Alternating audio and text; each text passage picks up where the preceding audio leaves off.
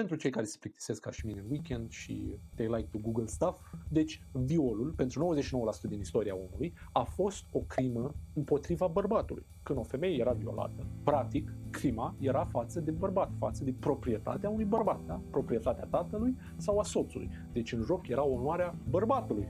Femeia, whatever, n-ai un tată, n-ai un bărbat, ți-a murit taică tu când erai tânără și nu ți-ai găsit un bărbat apt, skill issue. Ești a cui vrea, da? Anyway, asta s-a întâmplat atunci, poți zice, am crescut 200 de ani, o să-mi ierte femeile cele mii de ani în care noi le-am abuzat și le-am maltratat și le-am tratat ca pe niște obiecte, ca pe niște, ca ceva, da? Ca ceva, în cineva, ceva. Vreau să vă aduc aminte faptul că abuzurile sexuale între doi soți nu era o crimă în 1990, da? În mare parte, această practică, o să zicem, de abuz sexual într-o căsnicie nu era o crimă. În aproape toate țările. Prin 1990 și ceva a început lumea să dea seama că, hei, nu este nu și când ești căsătorit.